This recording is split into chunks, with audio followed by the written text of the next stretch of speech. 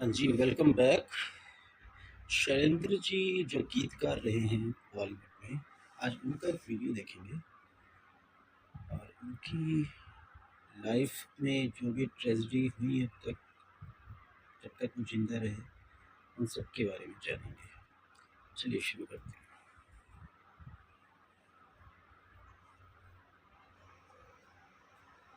तो लंबी रेस का घोड़ा है, प्रोड्यूसर बन जा। ये महज एक वाक्य नहीं था, बल्कि वो मीठा जहर था जिसने हिंदी सिनेमा के सबसे महान और सीधे साधे गीतकार की पूरी जिंदगी को अंदर से खोखला कर दिया।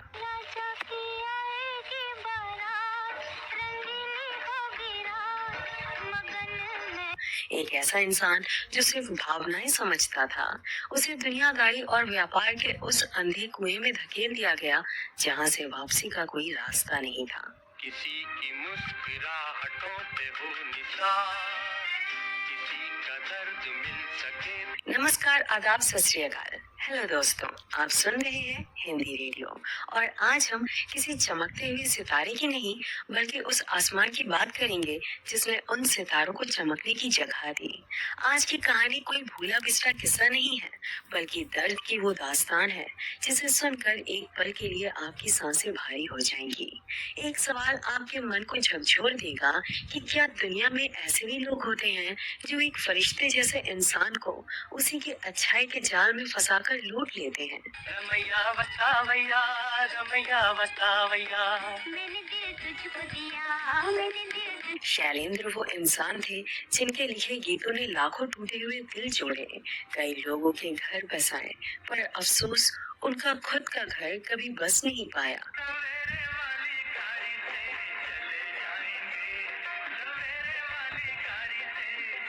सुख, शांति और सुकून, ये शब्द उनके जीवन के शब्दकोश से हमेशा के लिए मिट गए थे।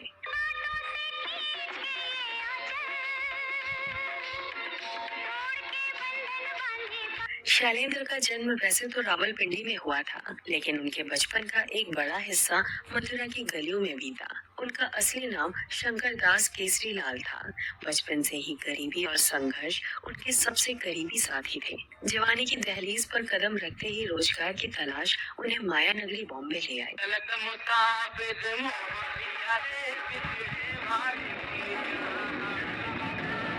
यहाँ उन्हें सेंट्रल रेलवे के माटुंगा वर्कशॉप में वेल्डिंग और बॉयलर का काम मिल गया। जरा उस मंजर की कल्पना कीजिए, चारों तरफ भारी मशीनों का कान फोड़ देने वाला शोर, बॉयलर की चिलचिलाती गर्मी, पसीने से लथपथ मजदूर और उन सबके बीच एक ऐसा सीधा साधा इंसान जिसके दिल में शब्दों की एक बेहद शांत और ठंडी नदी बह रही थी।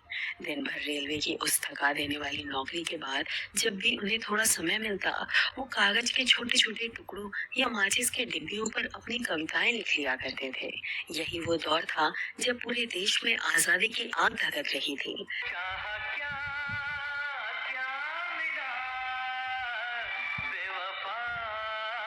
शैलेंद्र भी इंडियन पीपल्स थिएटर एसोसिएशन यानी इप्टा से जुड़ गए। इप्टा वो मंच था जहां देश के तमाम बुद्धिजीवी और कलाकार अपने विचार रखते थे। शैलेंद्र अक्सर इप्टा के मुशायरों में अपनी कविताएं पढ़ने लगे। उनकी आवाज में वो दर्द और सच्चाई थी जो सीधा सुनने वाले के दिल को चीर जाती थी।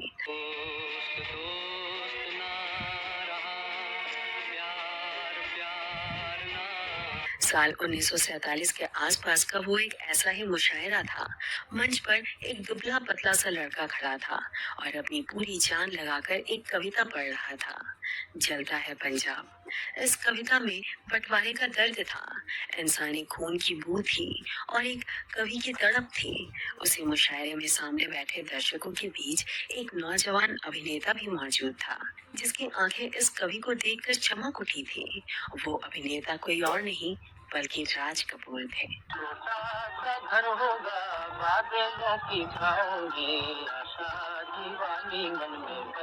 राज कपूर उस वक्त अपनी पहली फिल्म आग बना रहे थे।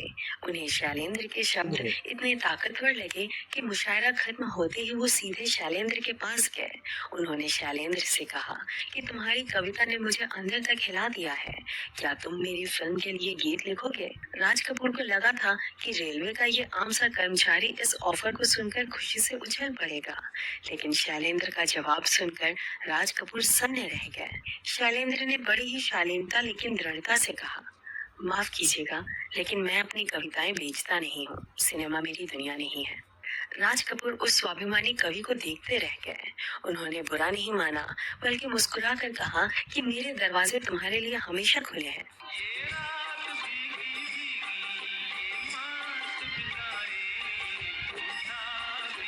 समय का पहिया घूमा, आजादी मिल चुकी थी। शैलेंद्र की शादी शकुंतला से हो चुकी थी और अब वो पिता बनने वाले थे। पत्नी की प्रेगनेंसी के दौरान घर में पैसों की सख्त जरूरत आ पड़ी। रेलवे की मामूली पगार से घर चलाना और अस्पताल का खर्च उठाना नामुमकिन हो रहा था। तब उस स्वाभिमानी कवि को अपनी कला और परिवार की जरूरत के बीच एक कठिन चुनाव करना पड़ा। शैलेंद्र को राज कपूर का वो ऑफर याद आया। वो भारी कदमों से राज कपूर के पास पहुंचे और कहा, मुझे पैसों की जरूरत है, क्या वो काम अभी भी मिल सकता है? राज कपूर ने बिना कोई सवाल किए शैलेंद्र को गले लगा लिया और एडवांस के तौर पर 500 रुपए उनके हाथ में थमा दिए। यही वो पल था जब एक साधारण सा रेलवे कर्मचारी हिंदी सिनेमा का महान गीतकार शैलेंद्र बन गया।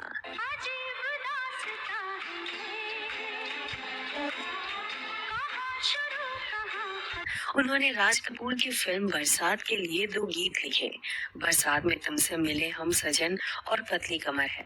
ये दोनों गीत रातों रात पूरे देश की धड़कन बन गए।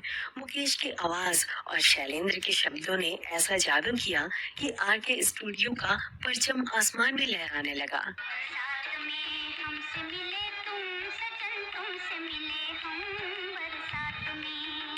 यहीं से शुरू हुई राज कपूर और शैलेंद्र की वो अमर और रूहानी दोस्ती, जिसकी मिसाल आज भी दी जाती है। राज कपूर ने उन्हें आर के स्टूडियो का स्थायी हिस्सा बना लिया।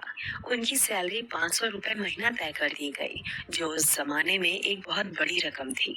शर्त बस इतनी थी कि चाहे वो एक गीत लिखे या 5, उन्हें यही तय रकम मिलेगी। जीवन के 2 पहलू हैं, आज जावेद अख्तर और गुलजार साहब जैसे दिग्गज भी सिर झुकाकर ये बात मानते हैं कि शैलेंद्र हिंदी सिनेमा के सबसे महान गीतकार थे।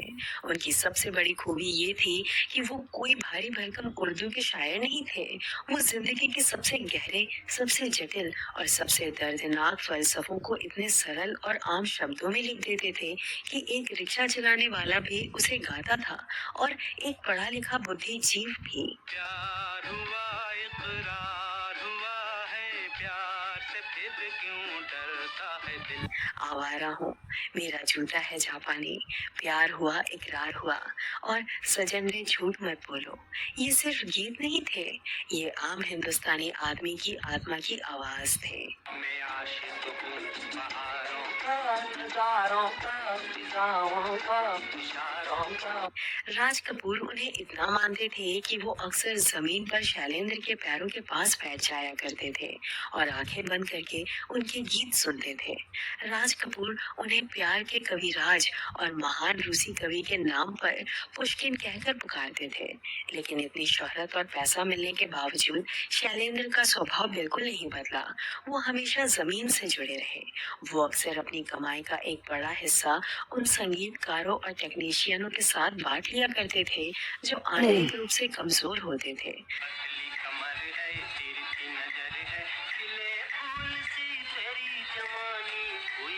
जिंदगी एक खूबसूरत सपने की तरह चल रही थी, लेकिन फिर साल 1960 आया। ये वो साल था जब इस सीधे साधे इंसान ने अपनी कला को एक नया मुकाम देने का फैसला किया। मशहूर screen play writer Navendu Ghosh ने फणीश्वर नाथ रेणु की एक दिल छू लेने वाली कहानी पढ़ी थी, जिसका नाम था मारे गए गुलफाम। नबेंदु दा को ये कहानी इतनी पसंद आई कि उन्होंने इसका जिक्र बसु भट्टाचार्य से किया। बसुदा उस वक्त महान निर्देशक बिमल रॉय के असिस्टेंट हुआ करते थे। बसुदा ने ये कहानी शैलेंद्र को सुनाई। कहानी में एक सीधे साधे बैलगाड़ी वाले हीरामन और एक नौटंकी में नाचने वाली हीराबाई के बीच के उस पवित्र और खामोश प्यार का जिक्र था जिसे समाज कभी मंजूरी नहीं देता। शैलेंद्र जब ये कहानी सुन रहे थे तो उनके आंसू नहीं रुक रहे थे। हीराराम के सीधेपन में उन्हें कहीं ना कहीं अपना भी अश्क नजर आ रहा था। उन्होंने तय कर लिया कि वो इस कहानी को पर्दे पर उतारेंगे। साहित्य और सिनेमा के इस महान संगम का नाम रखा गया तीसरी कसम।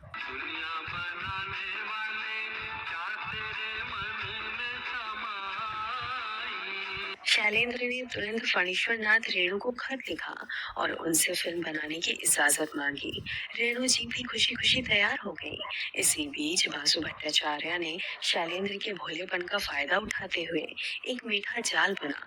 वसुधा ने शैलेंद्र को यकीन दिलाया कि अगर वो उन्हें निर्देशक बनाते हैं तो ये पूरी फिल्म महज 6 से 8 महीने के भीतर और सिर्फ 2 लाख रुपए के मामूली बजट में बनकर तैयार हो जाएगी। शैलेंद्र इस मीठे धोखे में आ गए। 14 जनवरी 1961 को बिहार के पूर्णिया जिले में, जो कि फणीश्वर नाथ रेणु का गृह नगर था, इस फिल्म का मुहूर्त बड़े ही धूमधाम से किया गया।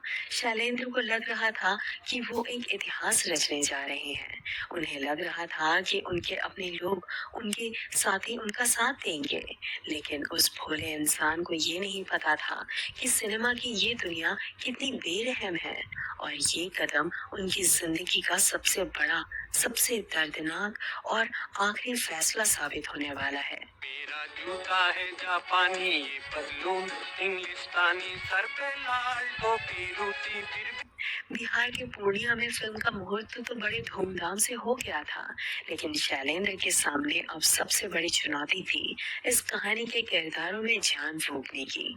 शैलेंद्र अपनी इस सबसे प्यारी कविता को पर्दे पर उतारने के लिए ऐसे चेहरे तलाश रहे थे जो बिल्कुल आम, सच्चे और जमीन से जुड़े हुए लगे। आपको ये जानकर शायद बेहद हैरानी होगी कि तीसरी कसम के लिए राज कपूर और वहीदा रहमान शैलेंद्र की पहली पसंद बिल्कुल नहीं थे। शैलेंद्र चाहते थे कि बैलगाड़ी हाँकने वाले सीधे साधे हीरामन का किरदार मशहूर अभिनेता महमूद निभाए और नौटंकी में नाचने वाली हीराबाई के किरदार में नूतन जी की गहरी और दर्द भरी आंखें हों। बसु भट्टाचार्य और शैलेंद्र ने नूतन जी से संपर्क भी किया था, लेकिन कुछ अपरिहार्य कारणों से नूतन जी ने इस प्रस्ताव को बेहद विनम्रता से ठुकरा दिया। इसके बाद जब एक दिन शैलेंद्र ने अपने परम मित्र राज कपूर को बातों बातों में बताया कि वो हमारे क्या गुलफाम पर फिल्म बना रहे हैं और महमूद को हीरो लेने की सोच रहे हैं, तो राज कपूर को ये बात कुछ जची नहीं। राज कपूर ने जब फणीश्वर नाथ रेणु की वो कहानी सुनी तो हीरामन के भोलेपन और सादगी ने उनके दिल को गहराई से छू लिया। राज कपूर ने तुरंत शैलेंद्र से कहा कि ये रोल मैं करूंगा। शैलेंद्र खुशी से फूले नहीं समाये, लेकिन अगले ही पल राज कपूर का चेहरा एकदम गंभीर हो गया। उन्होंने शैलेंद्र की आंखों में आंखें डालकर बड़े ही कड़क अंदाज में कहा, मेरा पारिश्रमिक यानी मेरी फीस तुम्हें एडवांस देनी होगी। मैं बिना पैसे के काम नहीं करूंगा। जरा सोचिए उस सीधे साधे कवि के दिल पर उस वक्त क्या गुजरी होगी। शैलेंद्र का चेहरा एकदम से उतर गया। उनके दिल को एक गहरा धक्का लगा। उन्हें बिल्कुल उम्मीद नहीं थी कि जीवन भर की इतनी गहरी और रूहानी दोस्ती का राज कपूर इस तरह व्यापारिक बदला देंगे। शैलेंद्र का उतरा हुआ और मासूम चेहरा देखकर राज कपूर अपनी हंसी नहीं रोक पाए। वो जोर से मुस्कुराए और शैलेंद्र के कंधे पर हाथ रखते हुए बोले, निकालो 1 रुपया, यही मेरी पूरी फीस है और मुझे मेरा ये पूरा एडवांस अभी चाहिए। इस 1 रुपए वाली बात का जिक्र खुद राज कपूर के बेटे ऋषि कपूर ने भी अपनी किताब खुल्लम खुल्ला में बड़ी ही भावुकता के साथ लिखा है। दिल तड़प तड़प के कह रहा है, आवेगा तू हमसे आँख ना चुरा, तुझे हीरामन मिल चुका था, लेकिन हीराबाई की तलाश अब भी जारी थी। जब वहीदा रहमान के पास ये ऑफर गया तो शुरुआत में उन्होंने भी इस रोल के लिए मना कर दिया था। तब शैलेंद्र ने वहीदा जी के मेंटर और उस दौर के सबसे दिग्गज फिल्मकार गुरुदत्त साहब से गुजारिश की। गुरुदत्त साहब के समझाने पर वहीदा रहमान आखिरकार इस फिल्म के लिए तैयार हो गई। लेकिन यहाँ पर वहीदा जी का वो बड़प्पन सामने आया जो आज के दौर में देखने को भी नहीं मिलता। शैलेंद्र एक नए और बहुत ही छोटे बजट के प्रोड्यूसर थे। जब उन्होंने वहीदा रहमान को साइन किया तो उनकी आंखें नम थीं। उन्होंने रुंधे हुए गले से वहीदा जी से कहा कि मेरे पास आपको देने के लिए उतने पैसे नहीं हैं जितनी आपकी फीस है। शैलेंद्र के उन सच्चे आंसुओं को देखकर वहीदा रहमान का दिल पिघल गया। उन्होंने शैलेंद्र से वादा किया कि आज के बाद हम इस फिल्म के लिए पैसों का जिक्र कभी नहीं करेंगे।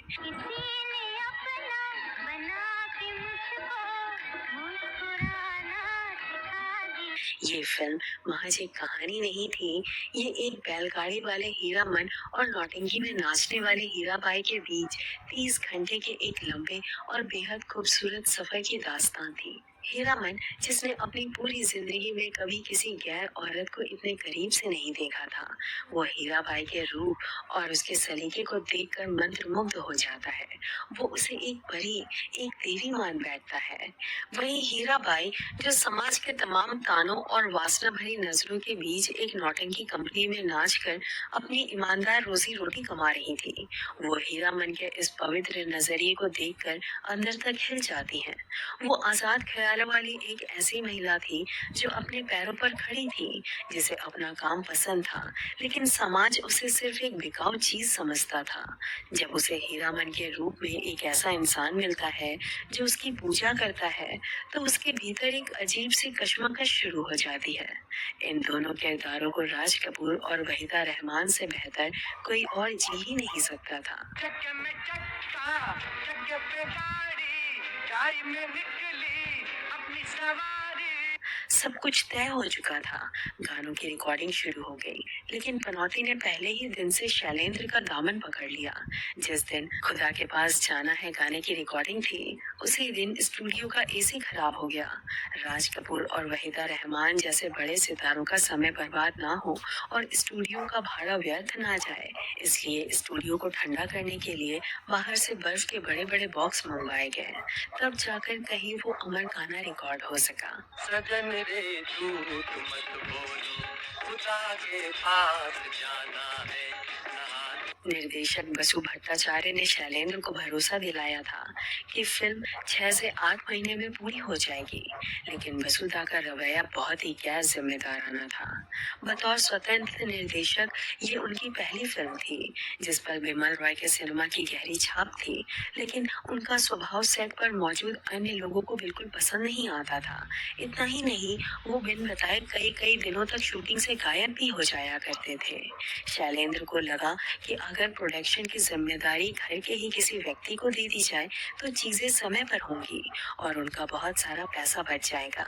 यही सोचकर उन्होंने अपनी पत्नी शकुंतला के भाई यानी अपने सालों को फिल्म का प्रोडक्शन कोऑर्डिनेटर बना दिया। शैलेंद्र की जिंदगी की ये सबसे बड़ी, सबसे भयानक और सबसे जानलेवा भूल साबित हुई। शकुंतला का भाई शैलेंद्र के उन खूबसूरत सपनों का सबसे बड़ा दुश्मन और एक आस्तीन का सांप निकला। तीसरी कसम फिल्म की कहानी के हिसाब से शूटिंग मुंबई के आसपास बसे किसी भी एक छोटे से गांव में बड़े आराम से की जा सकती थी, लेकिन शकुंतला के भाई ने शैलेंद्र के भरोसे का खून करते हुए पूरी यूनिट को मध्य प्रदेश के सागर और जबलपुर के बीच बसे एक छोटे से गांव खिमलासा में ले जाने का फैसला किया। राज कपूर, वहीदा रहमान, मुकेश और पूरी यूनिट को 15 दिन का बोलकर बीना के पास उस खिमलासा गांव में ले जाया गया। शकुंतला के भाई ने सबको ये यकीन दिलाया था कि इतनी दूर जाकर शूटिंग करने का फैसला उसने शैलेंद्र बाबू से पूछकर ही लिया है।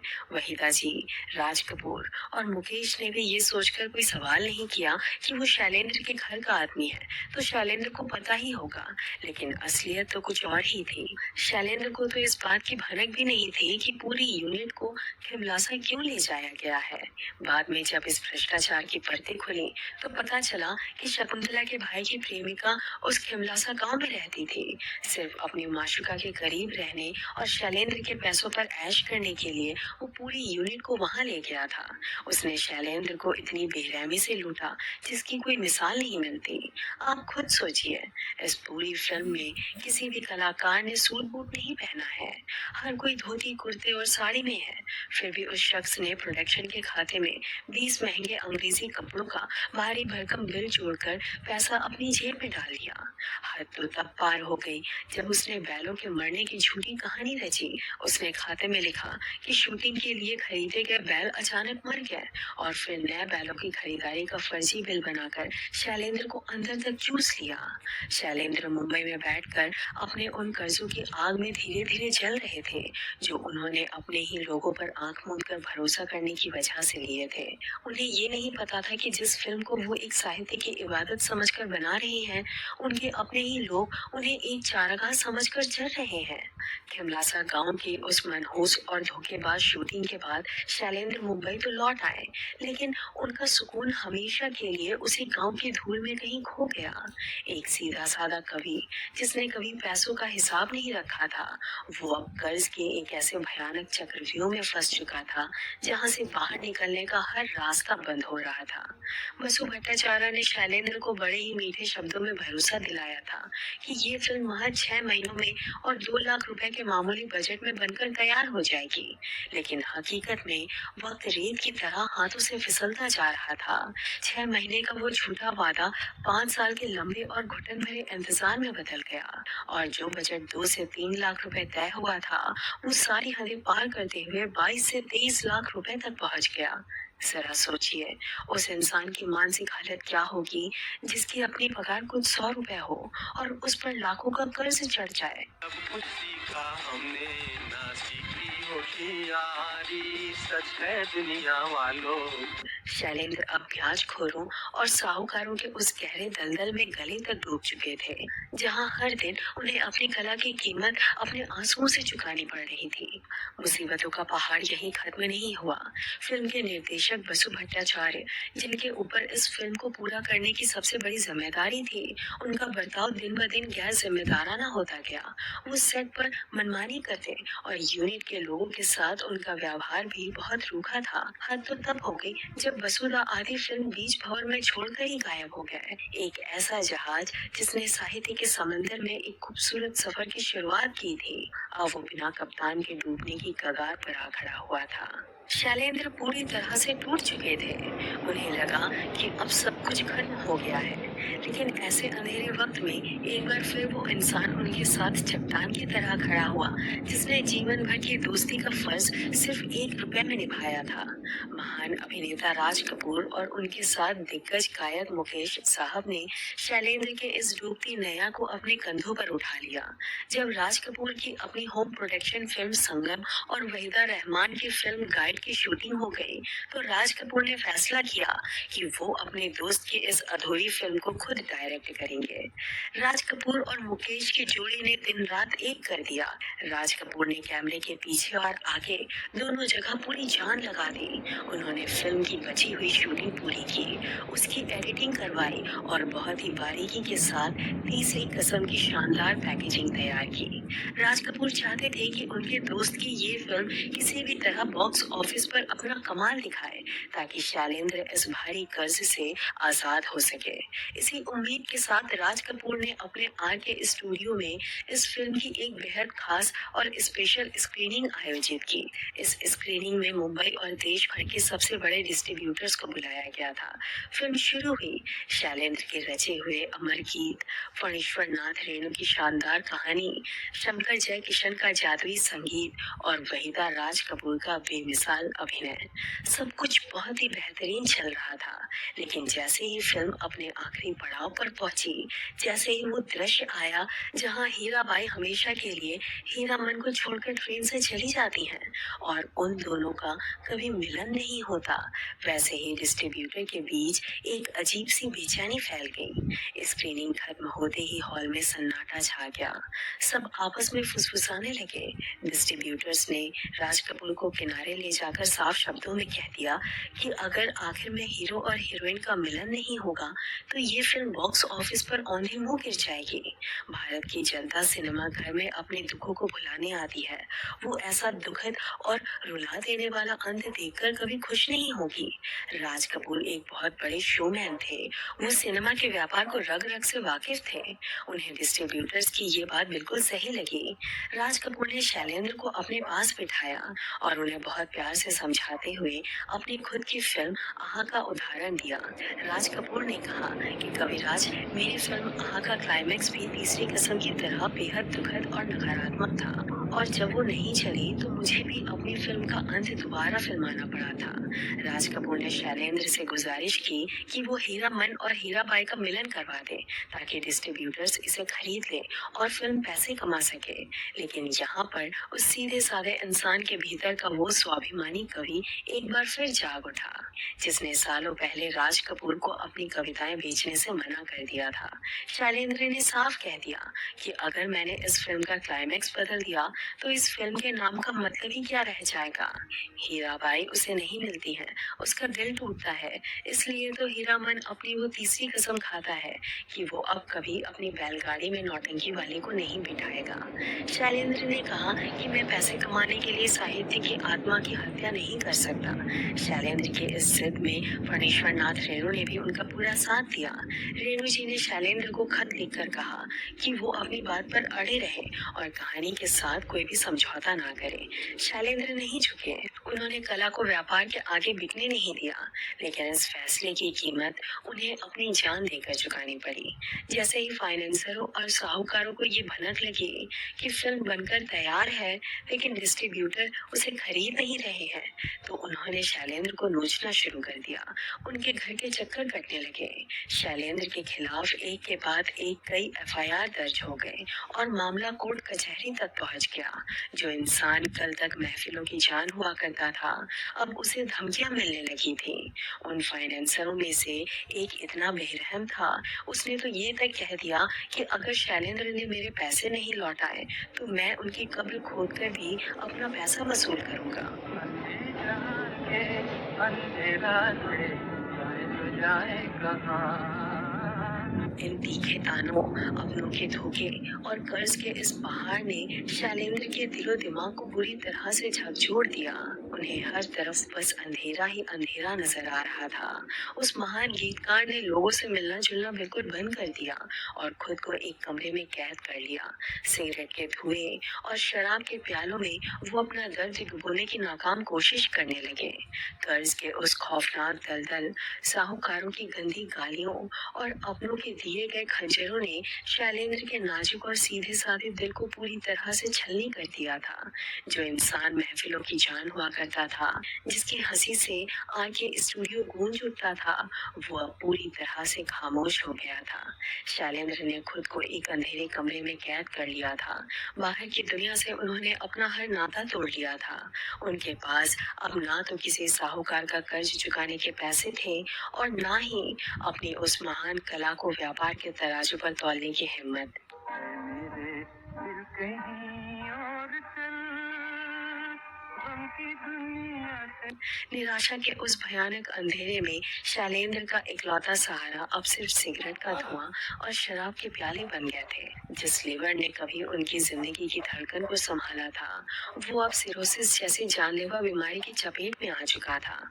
शैलेंद्र अंदर ही अंदर खोखले होते जा रहे थे, लेकिन कमाल की बात देखिए, शरीर भले ही हार मान रहा था, लेकिन उस कवि की रूह और उसकी कलम अब भी जिंदा थी। अपनी उन्हीं आखिरी और घुटन भरी सांसों के बीच वो अपने सबसे अजीज दोस्त राज कपूर की अगली फिल्म मेरा नाम जोकर के लिए एक ऐसा गीत लिख रहे थे जो उनकी अपनी जिंदगी का सबसे बड़ा सच बनने वाला था। जीना यहाँ, मरना यहाँ, इसके सिवा जाना कहाँ। जीना यहाँ, मरना यहाँ, इसके सिवा जाना। जरा सोचिए, उस अंधेरे कमरे में खांसते हुए, दर्द से तड़पते हुए जब शैलेंद्र ने ये पंक्तियां लिखी होंगी तो उनके दिल पर क्या गुजरी होगी। नियति का क्रूर मजाक देखिए। इस गाने की महज कुछ ही लाइनें लिखने के बाद शैलेंद्र की उंगलियों ने जवाब दे दिया। उनकी कलम हमेशा के लिए रुक गई। जो गीत वो अधूरा छोड़कर गए थे, उसे बाद में उनके बेटे मनोज शैलेंद्र ने अपने आंसुओं से पूरा किया। समय तेजी से फिसल रहा था और फिर आया 13 दिसंबर 1966 का वो मनहूस दिन। ये वो दिन था जब शैलेंद्र का शरीर बिल्कुल जवाब दे गया। बिस्तर पर पड़े हुए वो सूखे पत्ते की तरह कांप रहे थे। उनकी सांसें उखड़ने लगी थीं।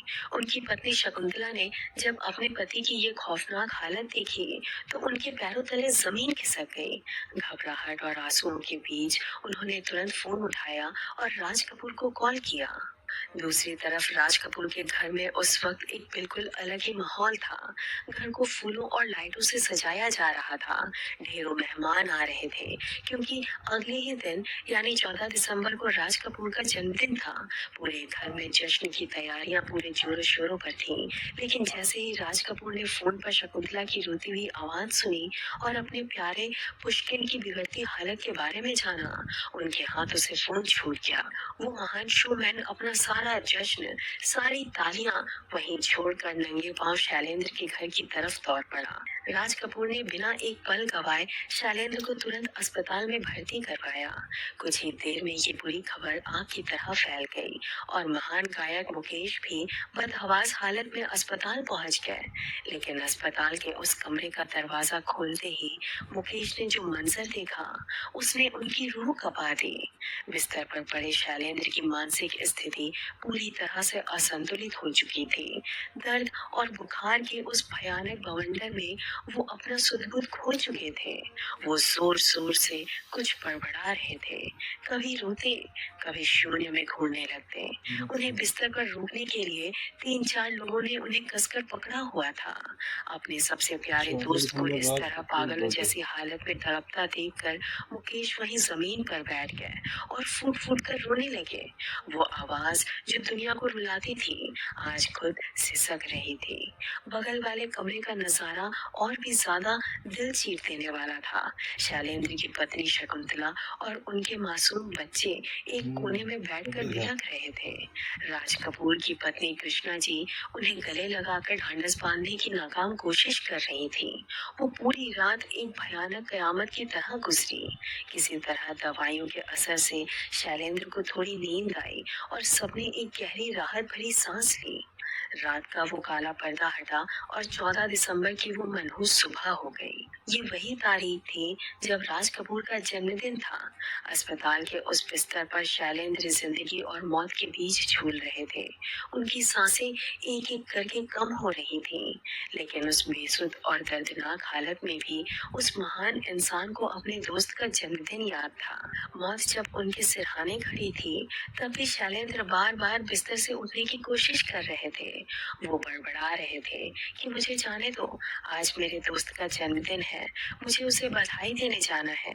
डॉक्टर और मुकेश ने उन्हें रोक रखा, उन्हें हिलने तक नहीं दिया।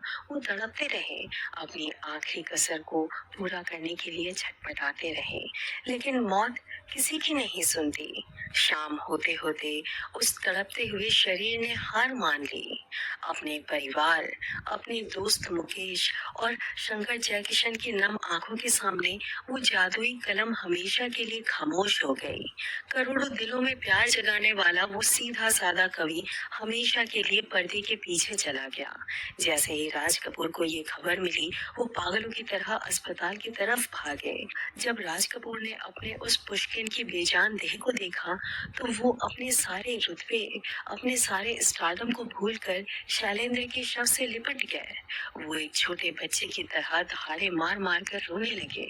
उनका सबसे अजीज दोस्त, उनका सबसे सच्चा साथी, उनके ही जन्मदिन के दिन उन्हें हमेशा के लिए छोड़कर चला गया था। बाद में धर्मयुग मैगजीन में अपना दर्द बयां करते हुए राज कपूर ने लिखा था कि मेरी आत्मा शैलेंद्र के साथ थी। हमारा रिश्ता इस जन्म का नहीं, बल्कि कई जन्मों का था। शैलेंद्र हमेशा के लिए खामोश हो गए थे, लेकिन उनके पीछे छूट गई थी उनकी वो सबसे प्यारी और अधूरी कविता, जिसे दुनिया तीसरी कसम के नाम से जानने लगी थी।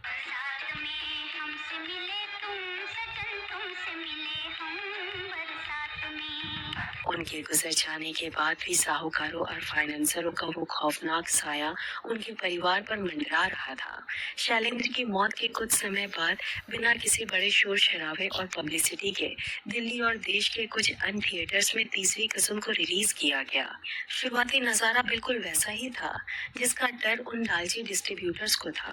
सादगी और साहित्य से सजी इस फिल्म का वो रुला देने वाला अंत आम दर्शकों को बिल्कुल रास नहीं आया। लोग सिनेमा घरों में मनोरंजन और सुखद अंत देखने आते थे, लेकिन जब उन्होंने पर्दे पर हीरामन का वो मासूम दिल टूटते देखा और हीराबाई को हमेशा के लिए दूर जाते देखा तो उन्हें अजीब सी घुटन महसूस हुई। दर्शक फिल्म को बीच में ही अधूरा छोड़कर थिएटर से बाहर निकलने लगे। बॉक्स ऑफिस पर तीसरी कसम को एक बहुत बड़ी फ्लॉप फिल्म घोषित कर दिया गया। एक महान इंसान ने अपनी जान देकर जो कला रची थी उसे दुनिया ने पहले ही कदम पर ठुकरा दिया था। लेकिन कहते हैं ना कि सच्ची कला कभी मरती नहीं है, वो बस अपना सही वक्त तलाशती है। शैलेंद्र की मौत के करीब 4 महीने बाद जैसे जैसे लोगों ने इस कहानी की गहराई और इसके पीछे छुपे उस सीधे साधे इंसान के दर्द को समझना शुरू किया, तीसरी कसम का जादू धीरे धीरे पूरे भारत की रगों में दौड़ने लगा। शंकर जयकिशन का वो जादुई संगीत, राज कपूर का वो मासूम चेहरा और वहीदा रहमान की वो दर्द भरी आंखें दर्शकों को दोबारा थिएटर्स की तरफ खींचने लगी। देखते ही देखते ये फिल्म ऐतिहासिक और ब्लॉकबस्टर हिट बन गई। इस फिल्म ने इतनी जबरदस्त कमाई की जिसकी किसी ने कल्पना तक नहीं की थी। बॉक्स ऑफिस पर पैसों की ऐसी बारिश हुई कि उसका सही हिसाब किताब रखने के लिए कोर्ट को एक विशेष कमेटी का गठन करना पड़ा। उसी कमाई के एक हिस्से से शैलेंद्र के परिवार के ऊपर लदा हुआ वो सारा भारी भरकम कर्ज पाई पाई करके चुका दिया गया।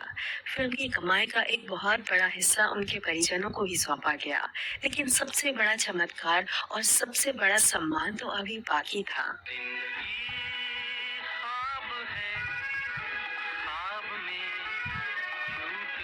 जिस फिल्म को फाइनेंसरों ने डिब्बे में बंद करने लायक कचरा कहा था, उसे तीसरी कसम को भारत सरकार ने उस साल की सर्वश्रेष्ठ फीचर फिल्म के लिए सबसे बड़े सम्मान यानी नेशनल फिल्म अवार्ड से नवाजा। देश और दुनिया के तमाम बड़े इंटरनेशनल फिल्म फेस्टिवल में इस फिल्म की विशेष स्क्रीनिंग रखी गई और इसने भारत का गौरव बढ़ाया। पुणे के मशहूर फिल्म इंस्टीट्यूट में नए फिल्मकारों और निर्देशकों को इस फिल्म की बारीकियां एक पाठ की तरह पढ़ाई जाने लगी। दिल्ली के एजुकेशन बोर्ड ने तो तीसरी कसम के शिल्पकार शैलेंद्र नाम से छात्रों के लिए एक पूरा नया चैप्टर ही शुरू कर दिया। लेकिन ये सब देखने के लिए, इस अपार सफलता और सम्मान को अपने सीने से लगाने के लिए वो सीधा साधा कवि अब इस दुनिया में नहीं था। जिस सफलता के लिए शैलेंद्र की आंखें जीवन भर तरसती रहीं, वो आंखें अब हमेशा के लिए बंद हो चुकी थी। शैलेंद्र की महानता का अंदाजा आप इस बात से लगा सकते हैं कि आज जावेद अख्तर और गुलजार साहब जैसे शब्दों के जादूगर भी ये बात खुले दिल से मानते हैं कि शैलेंद्र जैसे गीतकार हिंदी सिनेमा के इतिहास में ना कभी हुआ था और ना कभी होगा। वो आम हिंदुस्तानी के नफ्स को पहचानते थे। उनकी उस जादुई प्रतिभा का एक बेहद मशहूर और हैरान कर देने वाला किस्सा आज भी फिल्म जगत के गलियारों में गूंजता है। तेरे मन की गंगा और तेरे मन की जमुना का बोल राधा बोल। एक बार की बात है, शैलेंद्र संगीतकार एस.डी. बर्मन साहब को एक गाने के बोल लिखकर देना भूल गए। अगले ही दिन गाने की रिकॉर्डिंग थी। तब बर्मन दादा ने अपने बेटे आर.डी. बर्मन यानी पंचम दा को शैलेंद्र के पास भेजा। पंचम दा जब शैलेंद्र के पास पहुंचे तो शैलेंद्र ने उन्हें अपनी कार में बिठा लिया। दोनों समंदर के किनारे बैठे थे। शैलेंद्र ने पंचम दा से कहा कि तुम बस धुन गुनगुनाओ। पंचम दा ने धुन गुनगुनानी शुरू की और शैलेंद्र अपनी उंगलियों से सिगरेट के डिब्बे पर थाप देने लगे। वो बस समंदर की लहरों और आसमान में चमकते उस चांद को निहार रहे थे और महज कुछ ही मिनटों के भीतर उसी सिगरेट के डिब्बे पर थाप देते हुए उन्होंने हिंदी सिनेमा का वो अमर मुखड़ा रच दिया। खोया खोया चांद, खुला आसमान, आंखों में सारी रात बीत जाएगी, तुमको भी कैसे नींद आएगी। खोया खोया चाँद, खुला आसमान, आँखों यही थी शैलेंद्र की वो जादुई कला जिसे सोचकर आज भी बड़े बड़े लेखक दांतों तले उंगलियां दबा लेते हैं। आज भी कई लोग यही मानते हैं कि शैलेंद्र तीसरी कसम के फ्लॉप होने और कर्ज के सदमे में ही गुजर गए थे, लेकिन उनके बेटे मनोज शैलेंद्र इस बात को एक बहुत बड़ा झूठ मानते हैं। मनोज बताते हैं कि उनके पिता किसी भी मुसीबत से हार मानने वाले इंसान नहीं थे। वो दुखी जरूर थे, लेकिन उनके भीतर का जुझारू इंसान कभी नहीं मरा था। मौत से ठीक पहले वो अपनी उसी पुराने दोस्त फणेश्वर नाथ रेणु के एक और मशहूर उपन्यास मैला आंचल पर अपनी अगली फिल्म बनाने की पूरी तैयारी कर चुके थे, और इस फिल्म में वो एकदम नए और उभरते हुए सितारे धर्मेंद्र को हीरो के तौर पर लेने वाले थे। शैलेंद्र तो अपनी ही लिखी उस अमर कविता के सबसे बड़े और जीते जागते उदाहरण थे, जिसमें उन्होंने लिखा था, तू जिंदा है तो जिंदगी की जीत पर यकीन कर, अगर कहीं है स्वर्ग तो उतार ला जमीन पर।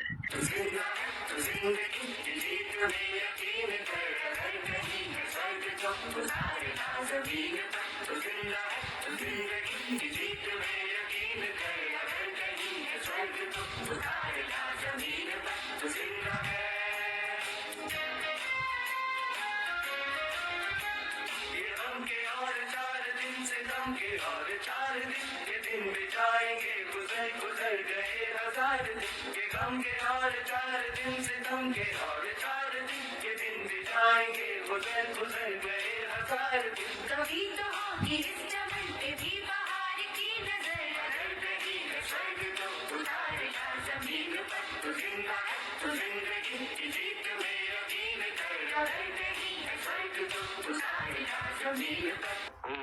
जाने वाले हो सके तो लौट के आना, मेरा प्यार अमर, फिर क्यों मुझको आवारा हूँ, या गर्दिश में हूँ, आसमान का तारा हूँ। आज शैलेंद्र हमारे बीच नहीं है, लेकिन जब भी दूर किसी गांव की पगडंडी से किसी बैलगाड़ी के पहिए की आवाज आती है, या जब भी कोई सच्चा आशिक अपने अधूरे प्यार की याद में तीसरी कसम खाता है, तो शैलेंद्र के वो शब्द हवाओं में गूंज उठते हैं, सजन रे झूठ मत बोलो, खुदा के पास जाना है।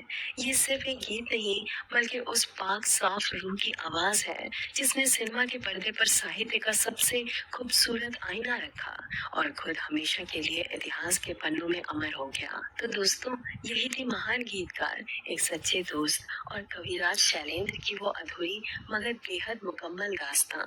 आपको हमारी ये भावुक पेशकश कैसी लगी, हमें कमेंट सेक्शन में जरूर बताइएगा। आपके कमेंट्स चलिए जी, ये थी शैलेंद्र जी की स्टोरी। कोई शक नहीं है कहने के लिए इससे।